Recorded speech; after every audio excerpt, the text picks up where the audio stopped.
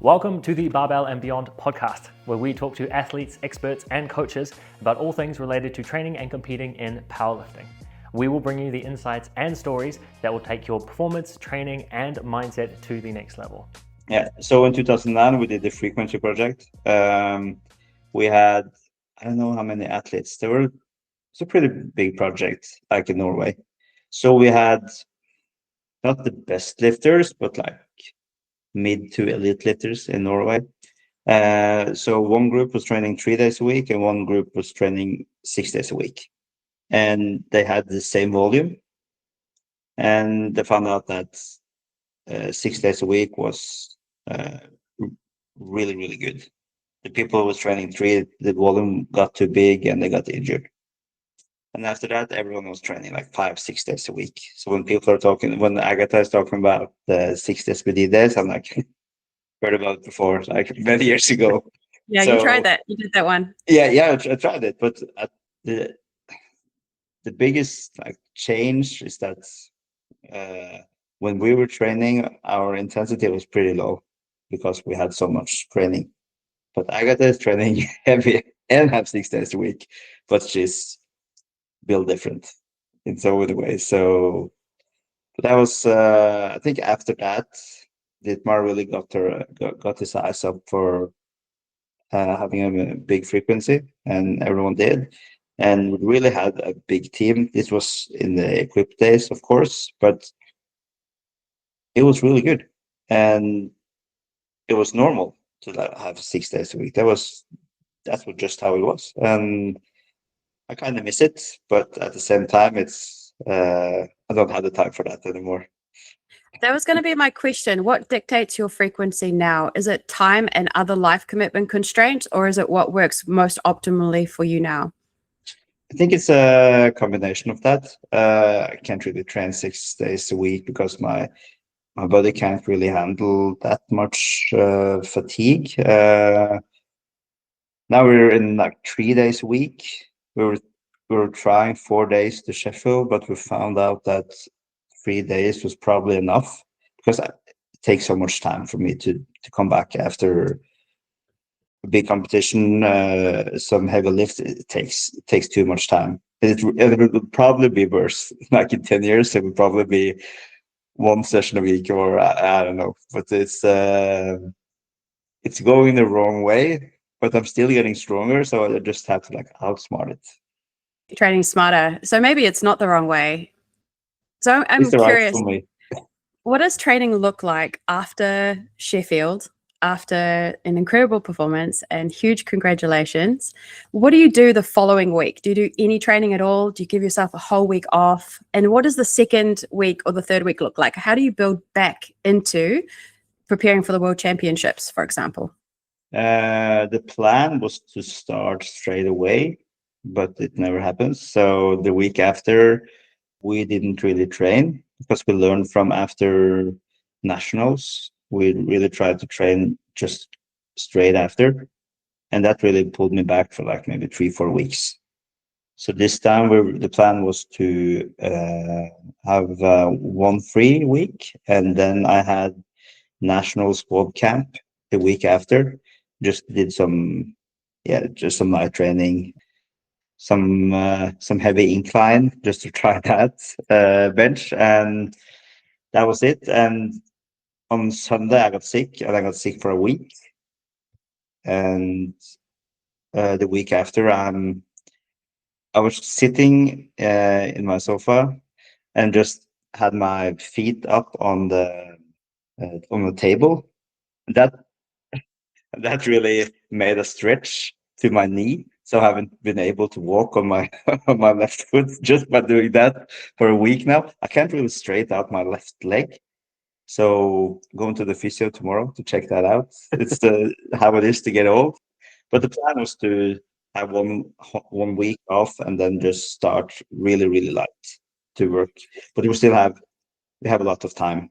Last Sheffield, we had the Euros 6-7 weeks after, and now it's just about to just use the time to get really well before getting back to it.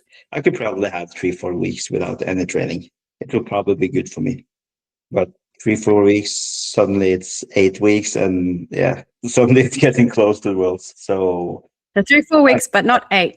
And it's no, really interesting what you say, because you said we had a plan, but then, you know, life happens and you have to stay flexible and you have to adapt. So do you think, you know, with this many years experience, it sounds like you have the mental flexibility to just kind of roll with it and not get too derailed or not get too panicked about missing training? I have new lifters who think it's the end of the world if they're missing training. And I now get to use you as an example and say, but look at this, the best all-time ever under 66 kilo lifter can have mental flexibility and just roll with it, because life ultimately happens, right? yeah. Yeah, I've always been really, think that's one of my greatest gifts as an athlete, is to be really good to just auto-regulate when my body can't take it. So even if it's a week off, like we did it to Sheffield. I don't remember when I talked to you guys. Was it early January? Yeah. Yeah, so this was maybe 2 weeks before or something. Yep. Yeah.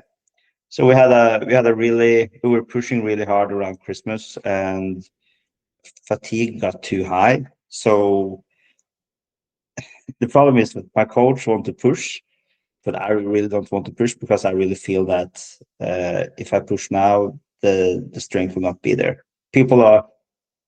I'm probably different from most of the people, because they want to push because they want to be strong.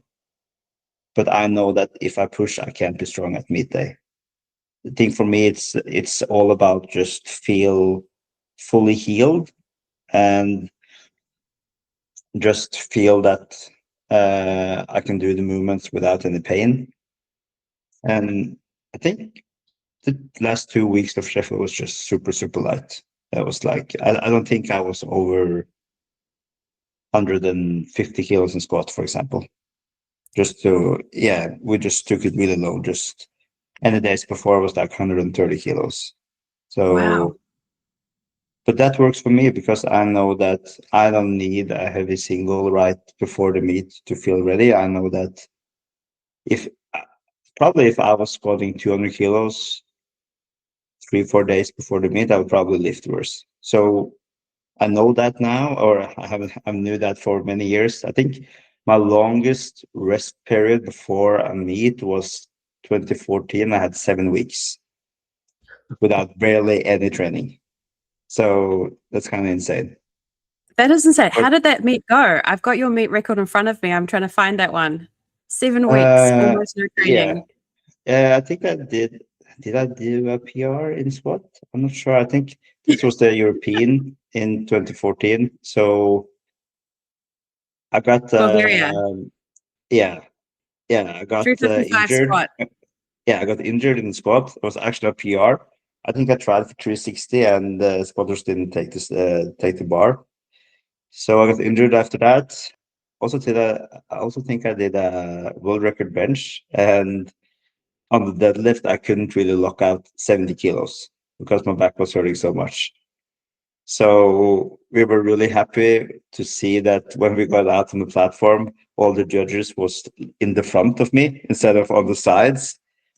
And the lockout was so bad. Like after I did my last deadlift, my friend came towards me like, "What did you pay the referees? Because that looked awful." And it did. I couldn't really lock out, but it was a good meet. It can be that, of course, of the 7 weeks of not training because I was too fatigued, made it easier for me to get injured. I'm not sure, but yeah, you never know, right? But I was strong on the day, so it worked. Speaking of being strong on the day, and you now have the world record for deadlift, world record total. Do you want to take us play by play through Sheffield, starting before the meet? Because obviously you had a secret plan. So from the start, when I start to plan, let's go back to the start. Yep. When did Yeah, you make I that feel really decision? bad. I feel really bad for not telling you guys when I was on here last I time. thought that when I saw it come up when we were watching Sheffield, I was like, hey, I talked to you like 2 weeks ago. I knew Yeah. you were You were looking a little lean in the face. you were but- so confident. You were so confident that you were going to have your day. That was abundantly clear. I was like, I can't wait to watch you lift. You've got something planned, and you are very, very confident. And like, may I describe you as kind of like joyful? You're like excited and joyful, and you couldn't wait. You had this anticipation energy that it was going to be a fantastic day, and it was. Yeah, I talked about the podium, and and that happened. So, but probably not in the same way that other thought it would be. Like people thought 12th place, and it was really good to just show them, like, yeah, fuck you guys. Yeah, but I think when I said never 66 again, just after Worlds, I really meant it, because it was awful off like start of the year. First 6 months was really bad, and I think after when they have some weeks to just digest it, and you forget the bad times and the hard times. And I really didn't think that much of the 66, but I think something happened when, yeah, you heard about it, like watching the F1 movie. And have you guys seen it, by the way? I No, haven't seen not it, but yet. I asked No. Luke about this last night. I said, what is Yeah. this movie? What happens in this movie? What's it about? I want to understand the reference. And now I have to watch it. I'm going to go watch it. Yeah, you have to watch it. Yeah. People are probably not thinking it's that good that I thought. I was probably in the right place watching it. This was like a time when I was training for World Games. I wasn't that motivated for World Games. I went to the cinema. I was sitting there watching. I didn't know what to expect. And this is about like Brad Pitt in the 60s. He's been one of the best drivers and had a big accident and got out of it. And now he's just doing many challenges all around, like different types of driving. And every time he wins something, he goes to the next one, like doing something new. So this is about him going into the Formula One and trying to like be the best there as well. And I think there was something there that just was felt like really similar to my life, like from being one of the best lifters at equipped side, and then coming to Raw and be like nobody again, and build myself up. And I was like top of the world winning Sheffield, and then still after winning the 66 title, it was like it was good, but the performance wasn't that good, and I knew that I could better. And right after the movie, I just drive to the closest gas station just to like have a place that I can just sit alone. And I sent an audio message to Kedrick, like 8 or 10 minutes. Then we're just talking about like I should probably just post that one day, just to, like, you hear my thoughts right after. It's me like telling that I really want to try 66 again. I really think that I have more to give. I think that it's I just feel it really like deep inside me that this is something I really want to do. And the next day he wrote that we can try, but if things gets too hard and it's getting close to the things that happened last time, we will just quit. And then we just go 74. And I'm like, yeah, I agree to that. And the same with if we can't get down to 66, let's say we come in there and weigh 67, will you still lift? And will you be okay with that? I'm like, yeah, I will. So just by like having that plan, and he was on my side for that. We're just, or Kedrick wasn't really a part of this because he wanted to have it a secret. That's good. But then I started thinking about how can I get everyone thinking about 74, right? And that was Misdirection. The master of misdirection. yeah, and that's like every Q&A I had, people asked, are you going 66, 74? It was like, easy, just write 74. Every time I weighed little, I didn't post anything. Every time I was posting everything from Christmas, I watched the picture and like, okay, I don't look that thin there. Because there was a plan all along, like how, like, say as much as possible that you're 74, and people will just think 74. Even like yeah, look, you saw me and you saw like I looked a little thin, but still, of course, it's going 74. I've said that so many times. He said like never 66 again. When people at work were eating pizza, I just took a picture of that pizza and it's like, yeah, pizza. And people like, yeah, nice, yeah, 74, good. So the plan was to hold this a secret as long as possible. Like Kedrick knew, my closest knew, neighbors knew, but they don't talk to powerlifters, so that's okay. But I couldn't really tell people that are a little close. That would be like too near, because it only needs one person to know, and then it's completely like, because I didn't tell people because I was afraid of the pressure. Pressure is something that I really strive for and I really love. But I really wanted to try this time to just do this alone. Sheffield last time, I used a lot of energy and give people everything, like Yep. every night with the steps, posting all of my lifts.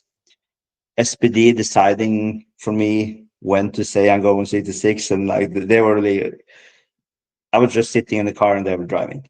This time I really wanted to just do it all myself. So I didn't tell Pete Spence for the SPD. It was really good to just have this secret for myself.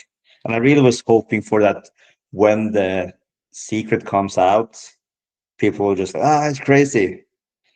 But I was really afraid that I was doing all this work for so long and the secret got out and people was like, okay, we don't care. Like, it's like that it doesn't matter. Or I came to the meet and yeah, I weighed 66, but I lifted 600 kilos. So it really didn't matter, but just a waste of time, right? So we thought that just getting to the meet, and if we get to Sheffield and when we get there, people will probably see it straight away. Just, I thought of just the first people I just meet at the airport, they will just say, you're 66, done. And the rumors will spread. But they didn't. I got there, nobody saw it. People saw me going around with like a scale, weighing everything I ate. What were you eating in the, because the dining hall is all together, right? So how were you able to keep up the front, so to speak? I think that many people, or all the people there, are probably just thinking about themselves. Their own Yeah. And I think that people asked me when I got there, you're going 74, right? And yeah, sure, yeah. And my wife was pretty surprised how easy I could lie to them. But like, but it was just like that. I've thought so much for this plan for so long, right? The big trick here is to make them don't be aware of me, but when it comes so close to the meet, they got really like set off pace. Because I think that everyone has been calculating everyone all the time, right? Like Perk is doing this, McNaughton is doing this, Kjell is not in the mix. And when I get there, people don't know and get there on the day. And I think that people that I beat are probably people that can beat the record more than me, but they didn't on the day because they probably got stressed as well. And of course, they have some judges giving them red lights or things like that can happen. But I think that it shocked people and it made them make some big mistakes. Me and my wife was talking about like how will we how we would do it on the meet day, because people know now after weigh-ins that I'm 66, but they don't know how strong I am, right? They can see, okay, last time he was 66, he did 742.5. That's 95%. It will not win Sheffield. So we were planning like, should we just start really low numbers and then just increase when it comes to the deadlift?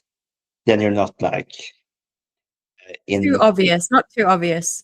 yeah, you're not in the calculations, and suddenly the lift you're there and you're stressed. Or is it better to just start high and be stressed, a stressing moment from the start? And we pin to that going to stress from the start, and that worked really good. I'm really happy about the plan. It was really like the perfect plan, and it was really fun, like just going around there. People are just looking at me. I remember Gustav Heldens wife or girlfriend. We were doing the photo shoot the days before the meet, and I was just changing from regular clothes to the singlet, and there was no place to like just change. So I just did it right there, and she's just like looking at me, and it's like, and I'm like, You're ripped. Wait a minute. actually, no, don't look at me like I just swear like it's. I just see it in her eyes that she's like thinking about like, it looks a little ripped, and but she didn't say anything. But she talked to my wife. I think it was the day of the meet when I was like in the bathtub trying to like lose the last kilo. He's like, why does he need to do that for 74? Like I saw him 3 days ago and it looked like he was been in Auschwitz for 2 years. Like it was like he had no fat on his body. How can he like have to cut more? And my wife just had to say, just how it is. Routine. That's the routine. That's Was that's cut, the routine. was the cut, it sounds like it was easier. Was the cut easier this time around? And if so, what did you do differently mentally or in terms of nutrition? What was different? I think that every time when you're done with the cut, you can say like, it wasn't that bad. So many people asked on the meeting greet, and I'm like, it wasn't that bad. And my wife said like, it was a little bad. And of course it's hard because you have to stay focused for so long. But I really like to have that focus. And I think the problem we had to the last Sheffield and Worlds was that we were on so low on calories that after work and I was really hungry and went to like the store to buy dinner for the family. I was like, yeah, but I can't eat a little chocolate. I'm so hungry. Like I should have taken a protein shake or anything, but it was just eating someone who gave some kind of dopamine, right? And you're doing that like too many times, and then you're feeling that I shouldn't have done that. Okay, I have to do 5,000 more steps, and that's how it is all the time. You just continue doing that, and the thing we did now, we had more calories, and because I think we had 200 to 400 more calories, and that's a lot when you don't eat that much. And when we did that, I didn't have the same cravings, so instead of having like maybe 35 mistakes, like eating too much, do some kind of weird craving, I had maybe two. That made a big difference. Um, my youngest kid is not sleeping in our room anymore because she's getting older. That makes me sleep better at night. That helps.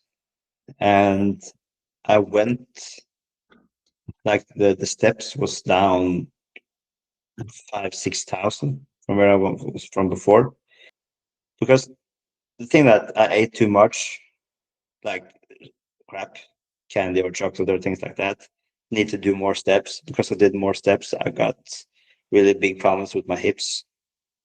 So we learned a lot of things from that. So I think that when it's close to the meet, I'm it's like it's pretty easy when I'm at Sheffield. I don't eat that much when I'm there. It really doesn't matter because then you're so focused. But I think it's just to have the focus from July to Yeah. January. That's pretty hard, and through Christmas and everything. But every time, last time when I had a cheat day, it was the cheat day, and then I continued some days. It was hard to let go. But this time I had a cheat day or Christmas Eve, and it was just easy to start again, like the next day and back on track. So So somehow the master of discipline, and you have even more discipline this time through, more dialed in, more discipline, even more yeah, focused. because I wasn't. And there's iteration, there's learning from every single time. Yeah, we try to learn from everything we did wrong with the training and everything we did wrong with nutrition and every choice that I made that made things worse, right? It would, and this is really like an ego thing to do as well, because when I'm eating chocolate in the car on the way home and I can't really go out with the family to eat, for example, a bun or to doing something, I take away their time as well. But I was really just so desperate because I was so hungry all the time. I felt awful all the time. I really didn't want to feel that again. Yeah. But I can feel the difference now from when we got to Sheffield and Kendrick said, bring dark chocolate. And I've never like been anything eating dark chocolate. But when I ate it when I was down there, I'm like, this is pretty good. Why didn't I eat this before? And I tried to eat it like yesterday or something. And I'm Yeah. like, nah, no, this isn't good. You have And then a nutrition coach, a powerlifting coach, a mental skills coach. Do the three coaches ever talk to each other? Do they ever come on a call, all three of them with you? Or is there any sort of collaboration between powerlifting and nutrition coach? And what are the dynamics like there? Or are you the central person sort of directing each one?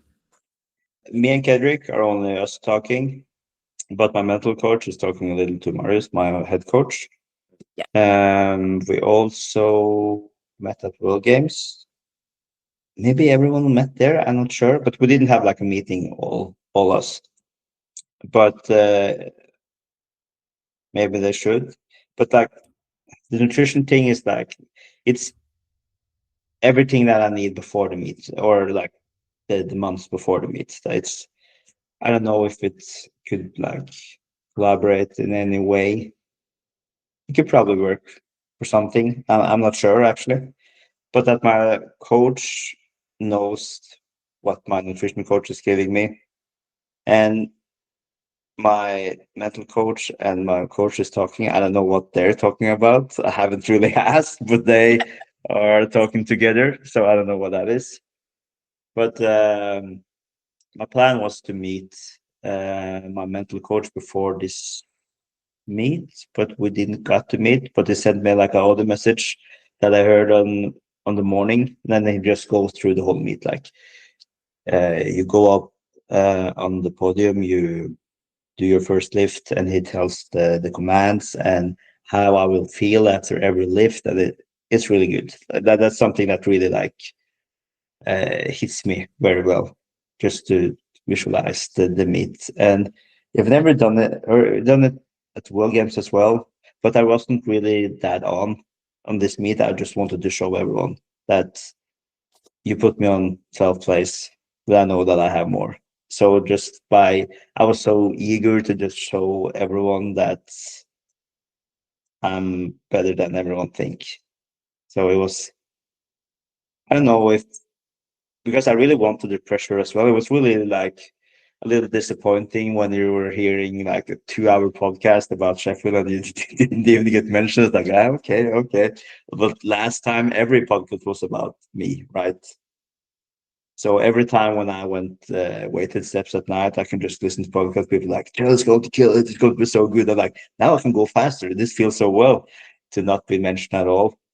But that really fired me as well. So it was a cool thing to do, but What? I can never do this again. We don't believe you when you say you can never do this Yeah, again. you're You'll find actually definitely doing something. this again. I was going to say, was the fact that you were sort of out for the count as far as people didn't think that you were going to place highly this Sheffield with being at 74? Did you know about that at the time? Like, had those discussions already begun at the time that you saw the F1 movie? And did that kind of make it, was that part of why it was relatable? And was that part of the reason to cut down and also to keep it a secret? To be like, I'll show them that I've got another trick up my sleeve. I've got like another level I can take this to, even though you guys think that, I'm not going to be anywhere near the top this time.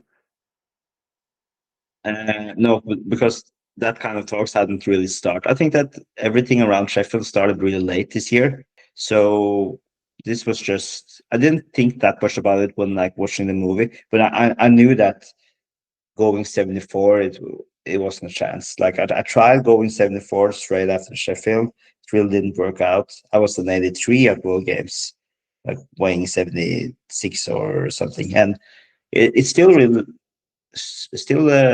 didn't do anything on the results. So for me, being 74, I would probably use maybe 3 years to get back to my old strength. And I don't know if I have 3 years to wait for that. And even when I get to my old strength, there will probably be 6 people who do more than that. And I just have to think strategy. And that was, of course, like if you see it, it's the only move that I can take. Yeah. And I think it's pretty weird as well, because if you just watch my whole career, I won everything. I've been doing this is my 19th year, and I'm in this for like doing really good. So it's really out of character for me to just go there and just like, I'm just here to have fun. This is just fun. Last place, oh, I love it. Like I want to be one of the best. Like and I knew that probably I wouldn't win this because I did too many percentages last year. But second place, like I told you guys that I wanted podium, and I really wanted second place, and I got second place. Really happy about that. You're also, I find this really interesting. I'm sure that you know this, but aren't you the top earning male Sheffield athlete of all time? You're fourth out of everybody. Yeah. But you're the top male earner for Sheffield. Yeah, that's nice. Yeah. So that's that's nice. I think that was really cool. Just getting beaten by the girls. Yeah. The girls are making bank. The girls are doing awesome. But so are you. So you're the top earner. Yeah. Okay. Yeah. I didn't. I just saw the others. Like I want to have more than Agatha, but Agatha's first, Tiffany second, Carlina third, and you are fourth and the top male for your earnings from 25 and 26. Not that it's about money, but that puts you ahead of Austin Perkins, and I just thought you might like that. It's also a representation of records, like of records for single and total broken. Yeah, I think it's more about, it's really not about the money, but it's about how the money represents your like achievements.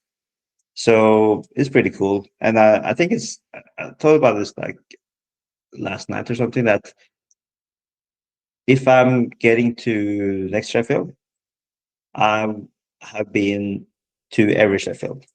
I don't think no one has done that, because that coach on the first, I haven't been lifting at all, but I've been a part of it in one way on all limits. So that's pretty cool.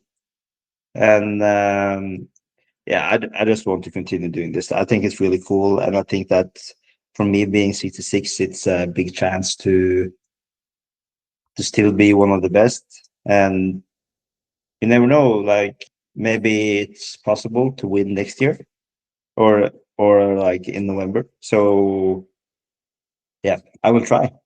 Do you feel like that gives you a competitive advantage, having been through all the Sheffields? Because you talked about how the games, as far as announcing your weight cut early or late and setting your openers low or high going into it, and then we saw the other competitors were taking quite different attempt jumps to what they'd normally take.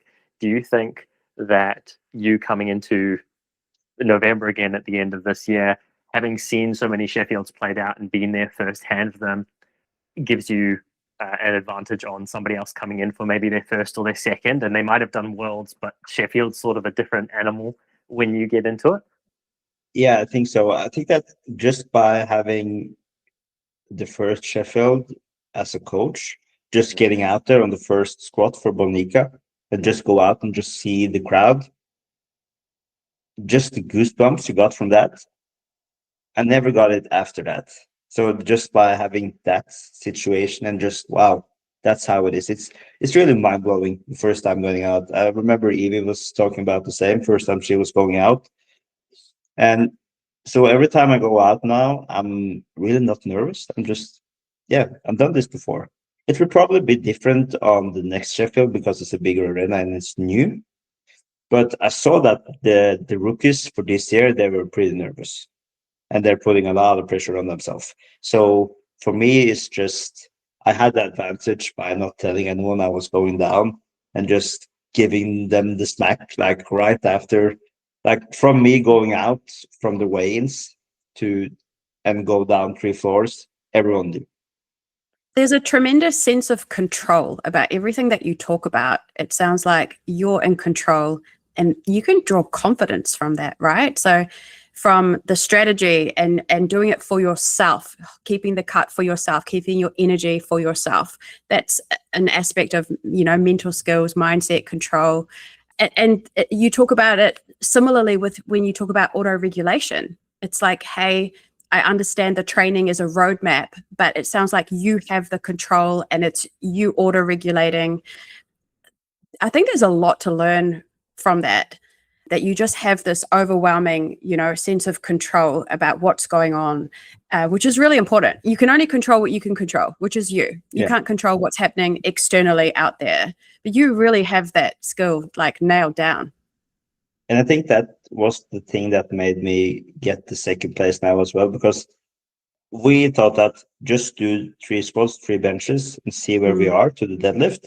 And I don't think people looked at it the same way. They were just like, what are their others lifting?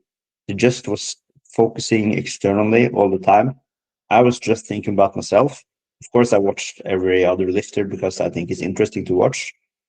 But I think that people, I don't know why people don't think that I'm like a big competitor, but it's probably because I'm Norwegian and we don't speak that loud. And because I know what everyone is doing. I'm listening to every podcast. I'm watching I will find every like hidden YouTube video that people are posting their videos. Like I'm really on trying to find everything because You're not just prepared, you're over prepared. You know everything. I love it.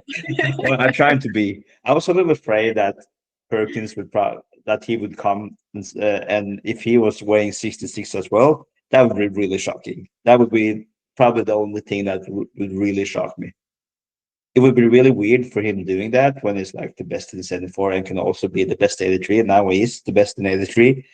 He might have to give up to McDonald's. No more. Yeah, probably.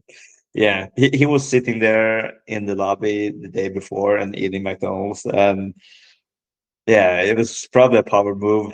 People were just like, "Fuck!" But he is the best. He can do it. He can do it. He's insane.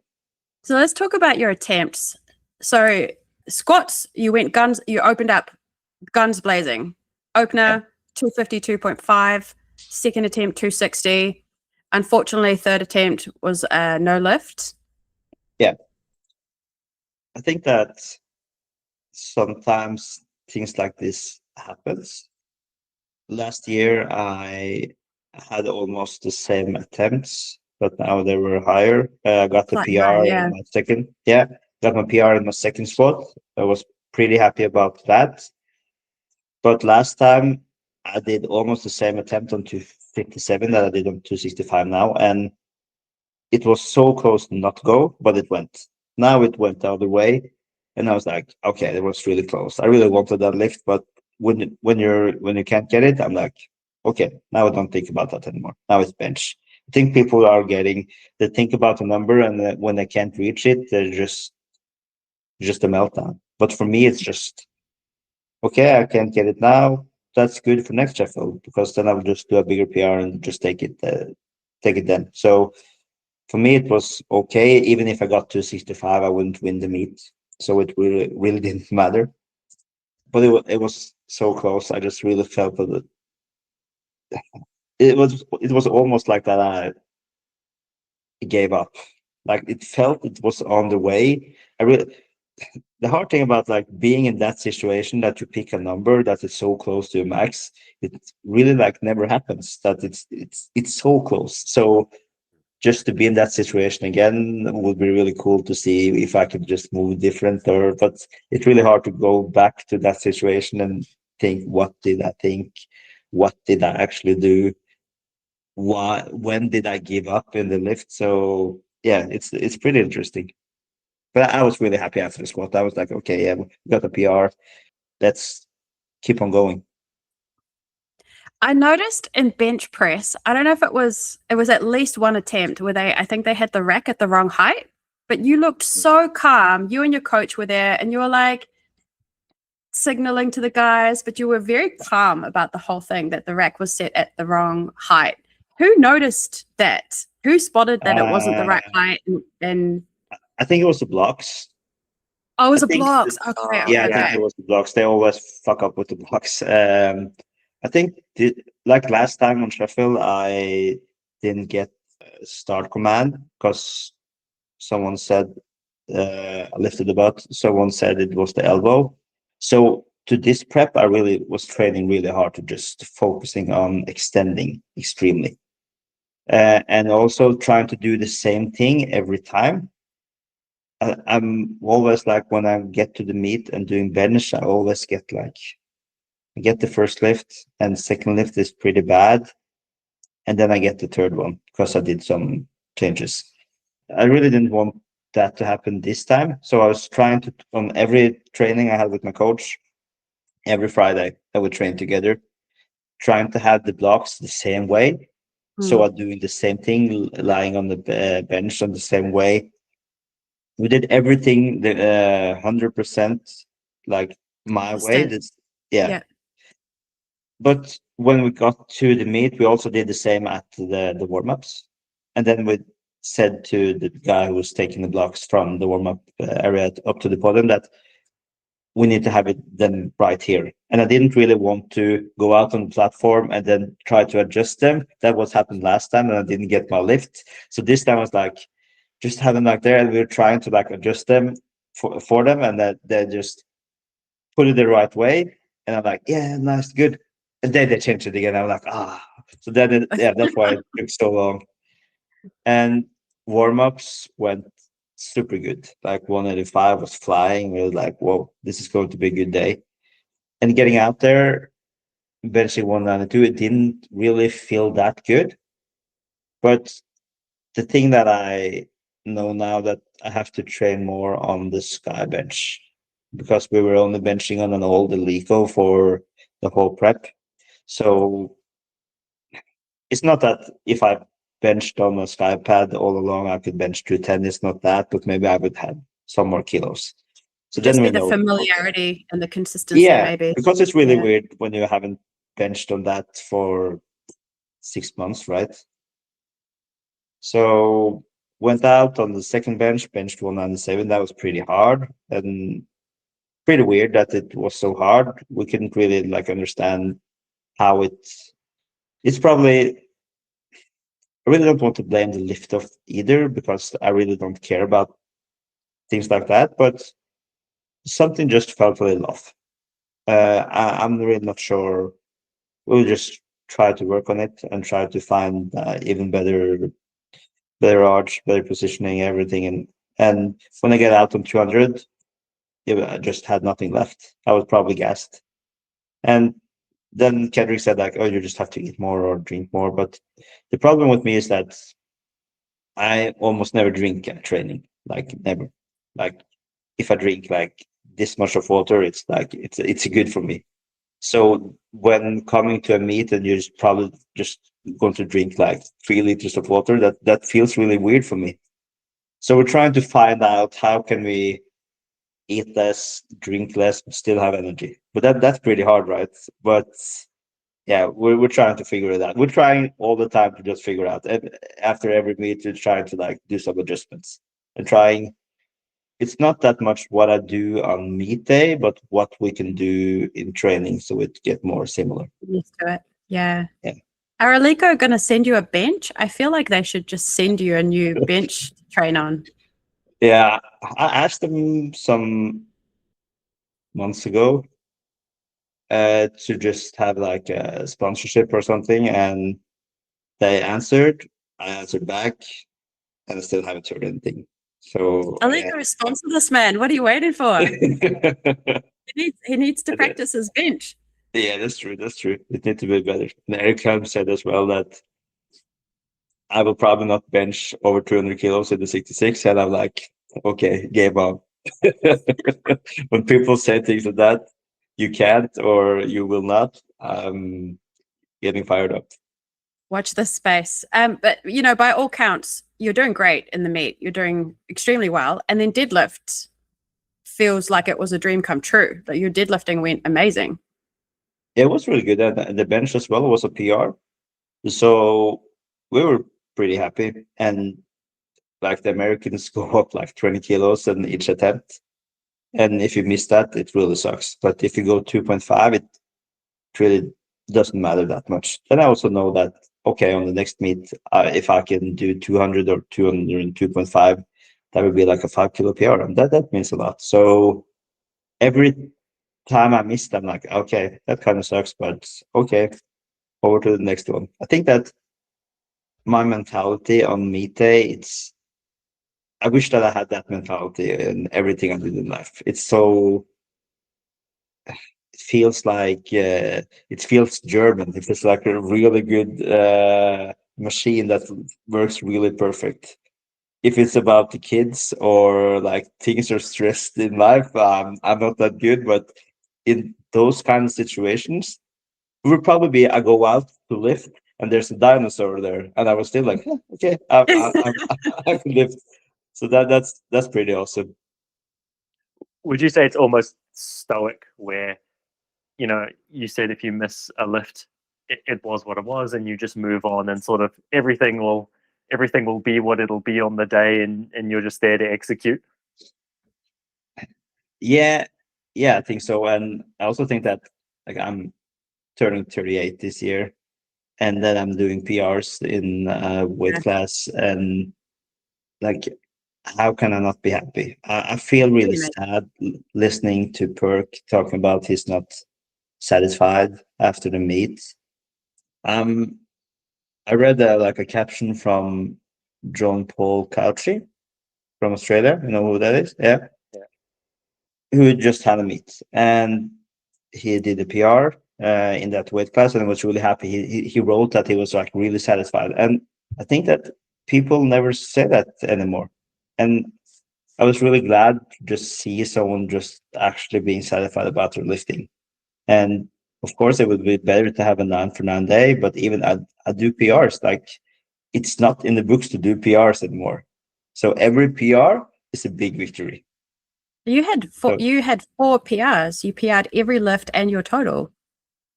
Yeah. That's amazing. Yeah, You only needed 7 out of 9 attempts to do that and to come second at Sheffield. Like that's a fantastic performance. That's a fantastic day, and not many kilos left. Like for bench, you know, like you said, no kilos lost. You took every kilo that was there. We know that. Yeah. Like the squat was close. I couldn't do anything more in the bench, and like the biggest squat I had for the prep was 267.5. Did you guys see the video I posted the day before Sheffield? My biggest lifts before. Yeah, but those were not. Those were a redirect. Those were. Yeah, it was. Did you guys see Did you see the lifts before the meet? I think I watched them as we were setting up for Sheffield, because we had a watch party and we were setting up the projector and everything, and I was Yeah. checking in what everyone had posted recently. Yeah. And what did you think when you saw it? I think Oh, I was like, man, he didn't have a very good prep. That Yeah. looked hard. I remember watching it. I was like, that looked hard. That looked Yeah, okay, really yeah, hard. that's good. Yeah, that was the plan. I think the squat was it was after a really heavy day on Friday, and this was Monday, right after work, and I felt like really bad. My nervous system was fucked, and I I really didn't feel good that day. So it was really cool to just post that, and people just like, and people were still like, "You can do it," and like, not from this. no. I think, like Carli said, though, we'd spoken to you a couple of weeks earlier, and you had this aura about you, or you gave this impression that there was something coming, and that you were feeling good and feeling confident going into this. And so I think for me, there was this conflict between you were supposed to be in at 74, which didn't leave you much of like a margin for the world record, and then what you'd posted wasn't brimming with confidence. But having talked to you, like, you were excited about this, and so I think I Yeah, had this underlying, no, I think there's something that's going to happen. Like, he was too happy about this for for it to be looking like it going into it. yeah, yeah, but it was good. That yeah, people were like, they watched it and like, okay. It was also cool when we did the photo shoot, and I think in September we had before the Resolve SPD kit came out. They took a lot of pictures of me, and I was around probably 76, 77 at that time, and I was cutting, but at that weekend I didn't. I ate everything and just had a good time. Kendrick was probably just like, okay, do what you Okay. want, but They and use those photos everywhere, though. That would have worked to your advantage. they did. And when we got the book from the Resolve, like, to every picture that was taken of us, and if you watch, like, if you open the book and look at the picture at me and look how I was looking the days before the meet, like, if you watch this book, you can see it straight away that I'm not 74. Like, so I just took the book away and like didn't show it to anyone. Like, don't look at this. But so these guys, like White Lives Media, was taking so many pictures of me the whole that whole weekend. But when they did at this time, I can't understand how they can't see it. Like, I'm taking a bicep flex, and my arms are looking pretty jacked. And Ramsey, like leader of the White Lives Media, is like, "That's a really good 74 biceps," and I'm like, "Yeah, that's it." But they didn't see it. They told me after, like, "What the fuck, man? Like, you said you were going 74." I just think that people they see 66, they just think like 74, 74, 74. So it really, just if you tell people it enough times, that I probably did, because it worked, people couldn't see it. Believe it. Yeah. Yeah. I'm curious because last time with your Sheffield winnings, you invested into some upgrades for your family home. I think, was it a Yeah. new bathroom? Yeah. What's the plan? What's the plan this time? What do you think you'll do with your hard-earned Kitchen. winnings? Like, everything I get out of powerlifting will 100% be used in the family, like, all the time. So now it's the basement that we're fixing. So also the training room at the same time. But we will remodel the whole basement, and then after that we're probably going to change some windows. So I need to do it good, do it good at Sheffield again. It's like, I think it's good for my wife to be a part of this, because it takes a lot out of the family, right? That I'm eating my own food, and this time we're going to try that I'm not going to eat my own food, because my oldest daughter is like, "Why are we not eating the same?" And that's not like the really good thing for a young lady to see that I'm eating different. So we're going to try to change that up, and I think that will be okay. So the more we can have dinners together, eating the same, the synergy of the family will be better. And like the family is the most important, right? This that I do at Sheffield and things like that are, I'm just so happy to do it. Like the big pressure for me is really not about 2,000 people watching. It's cool to lift in front of family, friends, and everything, but just to get some money home for the family for everything that they do for me, right? To make me feel strong, to make me, even the first thing I get from my daughter when I get home, like, you lost. That was the first thing that I got. What? Because she's really used to them winning. So when I'm not winning, like First to lose. yeah, so she Well, doesn't like. I'm curious how you answer that question. How do you talk to her about not winning? I'm not going to say you lost because I feel like you still won a lot of things, Yeah, but yeah. how do you talk to her about losing? I try to make it more like it's okay to not win every time.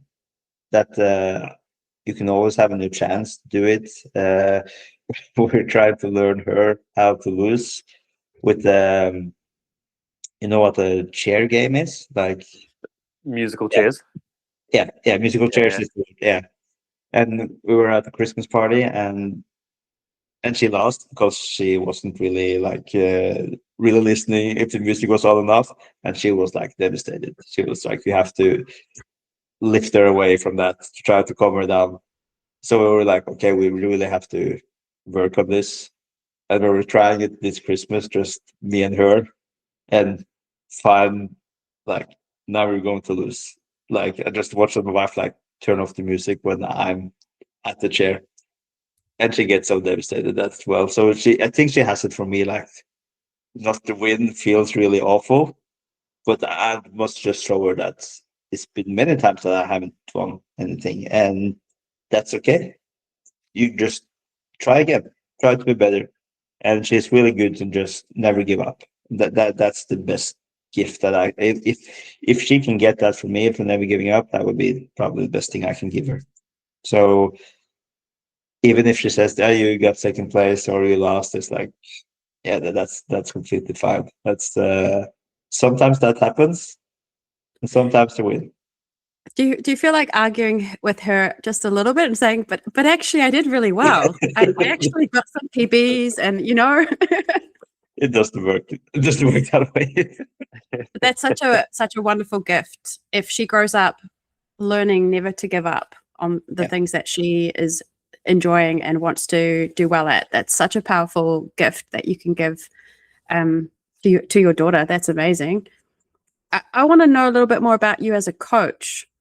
And I'll go back to the example about auto-regulating. So as coaches, we program for our athletes, we coach them. How would you teach an athlete auto-regulation or how to make certain decisions based on how their body's feeling? You mentioned the example of your coach really wanted to push forwards, but you knew for yourself that pulling back a little bit was going to be the best thing for you. Yeah, I think that from like going back many years, having Dietmar as a coach, is that he got really angry if I went over program. And I remember from back in the day that I got really frustrated because if I'm not motivated and can have days like, I understand if it's one week from the meet and you go over, it's stupid.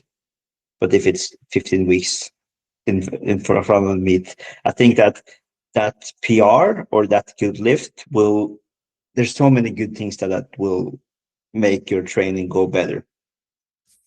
So my philosophy on it is that if it's not close to the meet and people are feeling good, just go for it.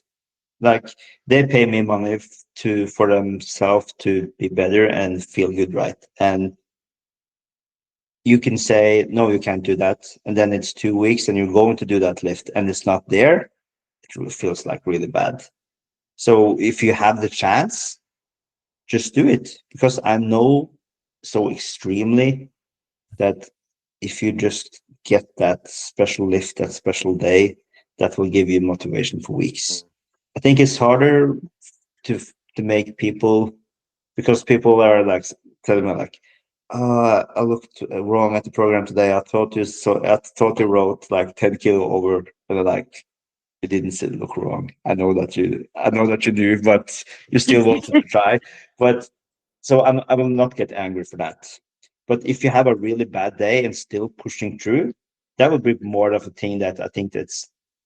But why do you do that? Why do you get like out of it? Because I've never thought that as or maybe sometimes, but sometimes I'm just trying to punish myself if I just feel really bad, just make that lift even worse. But as a coach, I really want people to understand that there's some days you don't have to push because your body is saying no. So that auto-regulation that I'm trying to learn them, or even if you have a really good day and you don't have to increase the weights, but like, for example, in bench, just have longer stops to make it more difficult for you. If you're doing squats and it's feeling super easy, yeah, you can add some kilos, but you can also do it like tempo down, or there's so much thing you can do to make it the lift more, or you could be technically perfect, try that as well. There's so many things that you can adjust, right? It's not all about the kilos. So trying to make people think that thought is pretty hard. It's always been easy for me. And even like if you have a super day, I have three sets, 3 reps. Let's do a 9. That's cool. Like I've been doing that a lot. And I think that's, for me, it's super motivating. I know that I've done a lot of reps on a big weight, but doing 9 reps would probably be better than to add like 50 kilos. So just to clarify that, instead of doing 3 by 3, you would do one set of a really hard set of 9, and that would give you confidence that you could do that load for so many reps, and that confidence cycles back into motivating your training. Yeah, and also that if you do a heavy set and after you're finished with that 3 reps and it feels really heavy, it takes so much to go out there again to do that set. It's just better when you're in it, just get it done. That also helps a lot. Yeah. So that's probably motivation as well, to just like get through with it. And is your program written in RPE, percentage, velocity, or some sort of combination? Or what is the programming language look like to you that you can decipher what is required and interpret it the way that makes sense for you?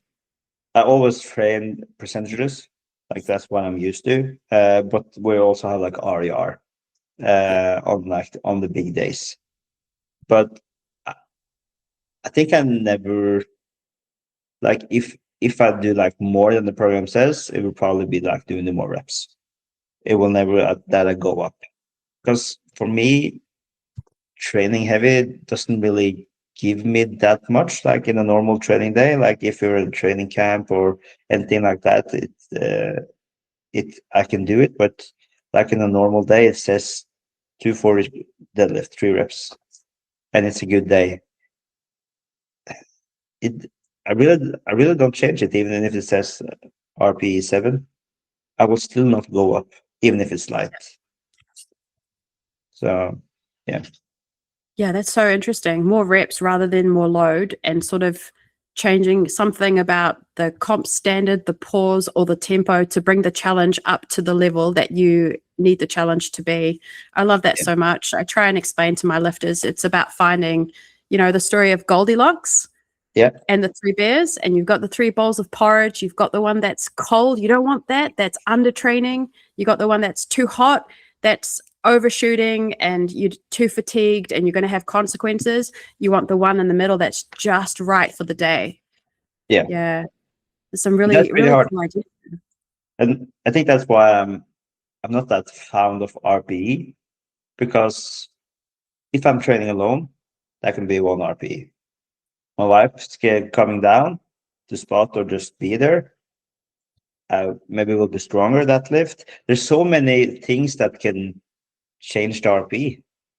So for me, it's like if I was deadlifting in front of 10 people or just my coach, I would be 40 kilos stronger. So for me, it's I think it's too many variables that can change it. That's why I like percentages, because they're just facts. That's just what I need on the day. And of course, I can do adjustments, but I often do adjustments that are going down, even then go up. Like today, my plan was to have like 5 reps on narrow bench on 140, 5 reps. But I was just so destroyed after the week that I needed to go to 125, and that was still heavy. And I think that many people would still be on 140 and then just stress out their body much more than I had to. So I think there's I don't know what the word for it is, like a stubborn or just too proud that you need to do the kilos Ego. and weight. I think we call it ego. You just got to Yeah, check your yeah, ego yeah. sometimes and make the right decision. Yeah, take the ego to the side on every training, and that will help you a lot. Like ego don't really bring you anywhere. So that's something I've been doing probably for the last 16 years. I feel like I have nothing to prove. So why really go heavy? The only place that it matters is on the competition day at the biggest stage. Yep. So you got to be smart during your training. And I guess that's the most imminent challenge that you're facing with your knee, right? Is to make good decisions, go and talk to your physical therapist, make smart decisions so that it can recover as quickly as possible. Yeah, and probably the best way for it to recover now is just to take a chill and try to see what it is. It's probably nothing. Like it's just my legs resting on the other. It's like it really doesn't make any sense, but just how it is being old. So I just have to Oh, watch myself. hopefully just a small strain. Yeah. It's not. It's now. It really doesn't matter. Like it's February. The biggest goal of the year is done. It's a lot of time until Worlds. Hopefully, I would not need to push myself that much at Worlds.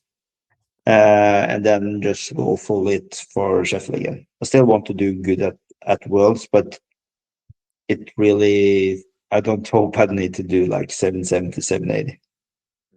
I want to see you total 800, dude. You won't No, see that. hang around powerlifting until you do. Yeah, I will. That I need that too.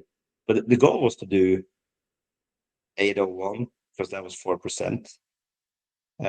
Now when Burke was lifting that good, I'm really happy that we didn't.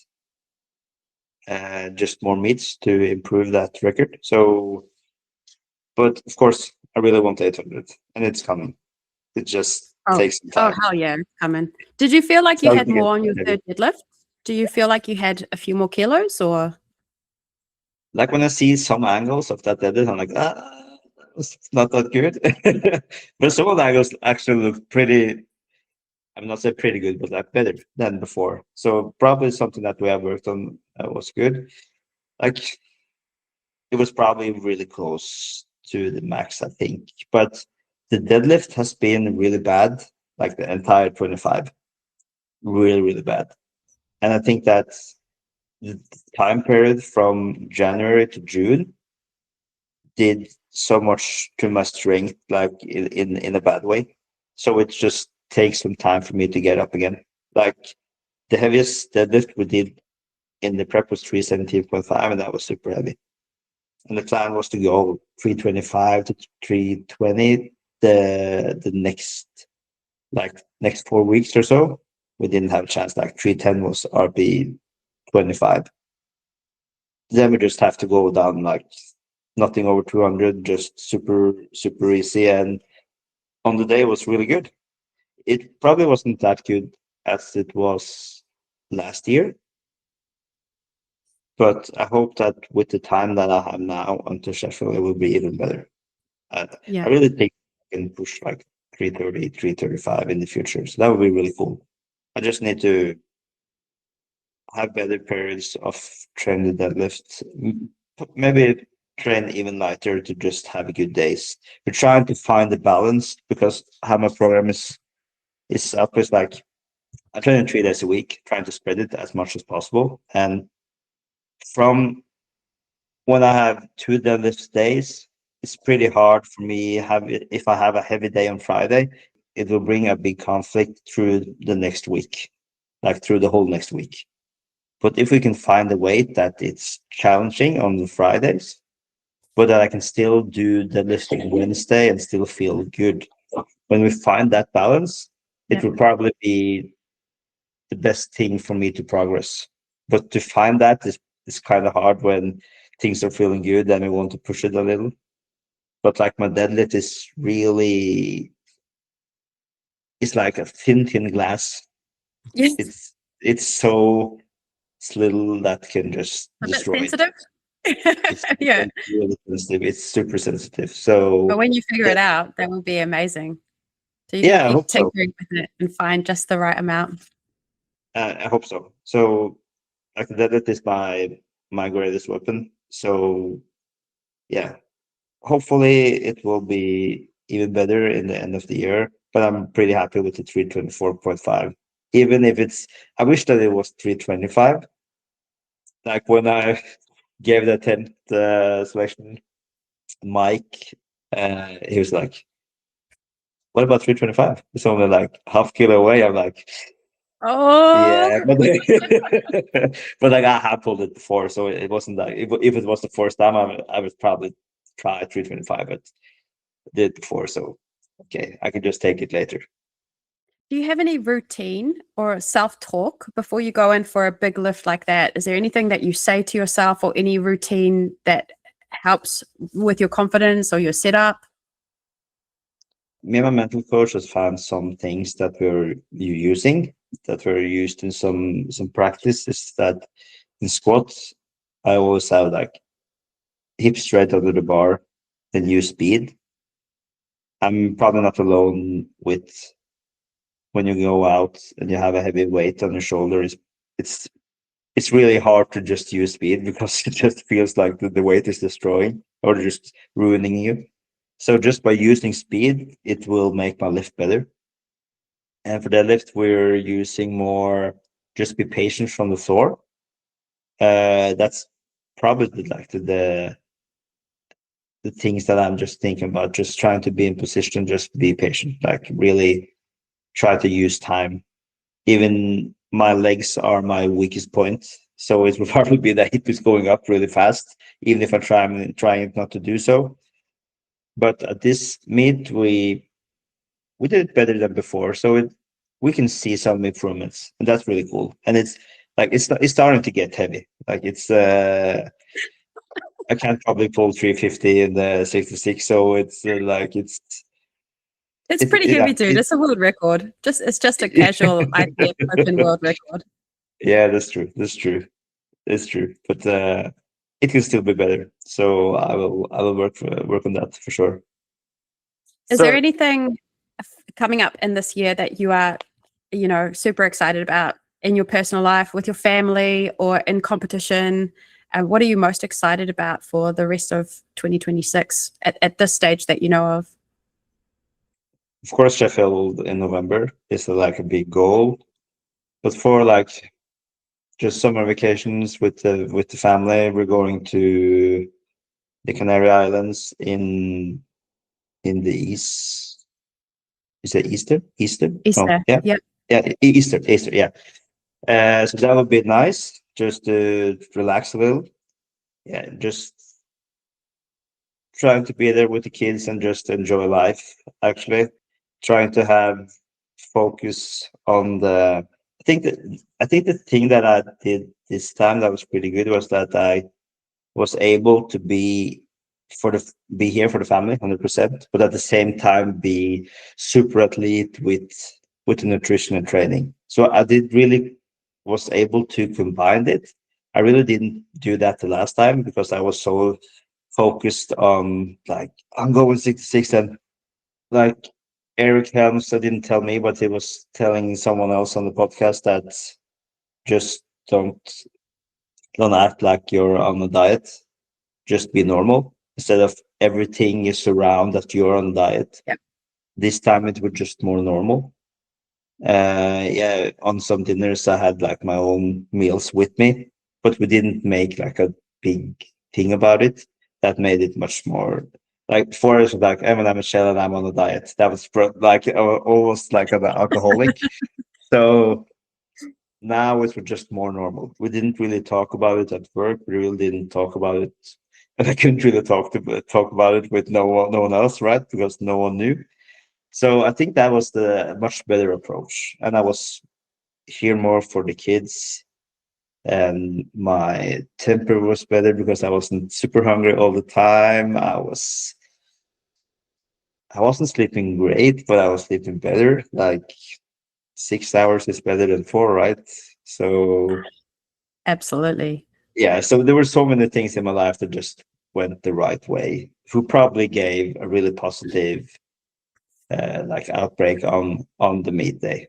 So it's, you can't just say like it's one thing, but it's probably that just the whole, Everything.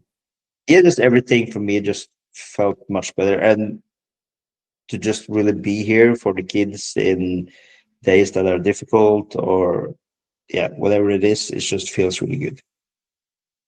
So That's can we expect to see you hanging around at 66 a bit longer for this year, or is it still up for debate, or do we have another secret reveal coming? No, it's not. Nah, it's not going to be any more secret reveals. It will be 66. I will be 66 2 times this year, and that's like 2 minutes in June and 2 minutes in November. And I will probably try to be around 70 to 72, trying to stay at that weight, even if it's pretty hard right after the beat. But I think that would be a good thing for me to stay focused enough to stay. Like, even if I was 95 kilos, I don't think I would be that much stronger, because when I weigh more, like my strength doesn't really go up, because I train worse, I sleep worse, I eat worse, just by me eating good nutrition, doing my steps, doing my training, and not just doing the training, but just doing the training and thinking about Sheffield, thinking about the goal. I think that really helps like everything in my life. I just need that goal.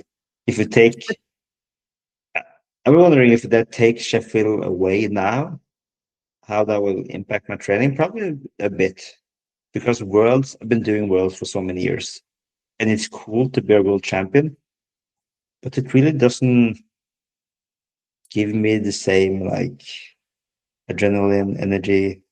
And I think it's really cool to bring money back to the family. Like, it sounds like that the only thing I think about is money, but it's a good thing to give back to the family. That's really cool. It sounds like the discipline really suits you. The harder the challenge, the more the discipline, the more you thrive. Yeah, but I can't really, I couldn't be at 66 for a whole year. That's like Yeah. not possible at all. That's really hard, because after discipline for a while, it's really hard to hold on to that. And when it comes to, if I think it would be impossible to do like 66 euros for this year. It would be too close. I need time to just don't focus on going on the weight, just don't bring the scale everywhere. Like, it's I don't know like how good it is for like the memory part. But like, I'm starting to be grown up. I know that this is just a part of my life, and but I know that this focus and the discipline that I bring to this is something that I will have with me for the rest of my life. The only thing that would be hard now is to give up. I think that the day now when I'm going up to 74 or 83, it would be more like just doing it for fun. But I really don't know if that suits me. I can say it, but would I really do it? Will I really be happy about it? I can say it would be cool to just come and be top 10 at Worlds, but I really don't think I can do that. Well, I know Carli has a heart out, so we should probably wrap up. But thanks so much for coming and doing a part two. I think it was so cool to see you coming into Sheffield and the excitement you had coming into it, and not us knowing, but you knowing during that conversation that the surprise you were going to bring, and then to be able to see how it played out, how well it paid off for you, and then to be able to get a deeper insight into what was actually going on, when we had that conversation and leading up to that. Yeah, and then I think it's exciting to see how, like you said, you are almost 20 years in this, and you're still finding new challenges and new levels to what you can achieve and to how well you can execute these things. So I think it's very cool, and it gives me faith. I'm almost been in this 10 years coming up, sort of, that there's at least another 10 good years in there. Yeah, it is, of course, and I have 10 years in me as well. So it's still time, but I just think it's just cool to be a part of like how to see how the sport like grows and see every insane people. I think that for me, just by being at the same scene as, for example, Perk, Russ, Gustav, everyone is just so cool because they're like really athletes, and I'm an athlete as well, but I'm more family guy than I'm actually an athlete. So it's pretty cool, and it's I feel really proud to be like one of that. Feels cool. Cool. You made me think of one more question that I had that I'd love to ask before we wrap up. I'm sorry. Yeah, sure. We just always find a way to keep talking for hours, and we love having you on the podcast. Thank you so much. My question was, in the future of powerlifting, is there anything that you think we should do to make the sport of powerlifting even better? Like, what's going to take powerlifting into the next 10 and 20 and 30 years? And what would be cool to see or to change or to do to continue to improve powerlifting? That's a good question. I think that just by like having meets like Sheffield, because it's like more of entertainment, they do more things, like they do so much thing for the athletes and they bring money into it. I think that can, if we have more money meets, if we have more, try to find new structures that makes it more mainstream. I listened to a podcast with Steve Denovi, was talking about how to make it better for the mainstream by actually, what did he say, that instead of having a meet for 6 hours, that's pretty long. Like how can a normal guy who think that, oh, bench is cool, but I want to watch a meet for 6 hours? So he said that by doing the same as they do with disc golf, they have a really long competition, but they have commentators watching it. But like after when it's done, they don't know the results, and they cut it to like only have like the best lift and everything with it, and to have that shown out to the people would probably be a better thing to just watch 8. Like if you have, like if you watch Worlds, you have maybe like 12 people in the fight, and maybe 4 of them are great, right? And I also think that by increasing the qualifiers for Worlds, I don't think that World should be for everyone. Now it is. Like if you want to lift, you can go home, and I don't think that's the right way. We tried in Norway now to increase the qualifiers to be at nationals, and nationals get a lot of like it was so many lifters, so it's probably like 250 300 lifters. Now there maybe only 80, but at least the 80 people are on a higher level, and that people will try to get up there. I think that if they do things like that, Worlds will be more cool to be at. You will not have that many countries, but that's something they just have to work on. Like you see countries that New Zealand and Norway are on the top of some weight classes, and that's pretty cool. So why can't China, Japan, yeah, like many other countries that are much bigger, they can come there as well? So yeah, I think that's probably it. And also just think that we should just keep on doing what we're doing, because it clearly works. Just seeing from from 2010 to now, it's just insane. It's not the same sport anymore. So I think that's a good way to go. Oh, great answer. And thank you so much. Thank you again for being an incredible guest. We love having you. And Thank you. we'll have to find a really good reason or another excuse to have you back on sometime later in the year. Give us some updates and let us know how your family holiday over Easter went. Yeah, sure. And no more secrets, I promise. Yes. I don't know if I believe you, but we'll see. Watch this space. I have nowhere to go, so yeah, it's 66 or 74. Like, I will not go 59. That wouldn't suit me. I have to bow out. I have to take my kid to school. He's already Yeah, of course. he's 15 minutes late, but it was worth it. Yeah. But I do have to go now. Yeah, thanks so much for having me on, and have a good day. Yeah, no problem. Lovely to see you. Thank you so much. You too. Bye. Still my favorite lifter, always. Thank you. Bye. For the highest quality, personalized online coaching that will see you achieving your best powerlifting results, book a call with one of our expert coaches at Barbell and Beyond. We specialize in competition prep, nutrition for powerlifting, and helping you develop an elite athlete mindset. All of that and more can be found over at barbellandbeyond.online.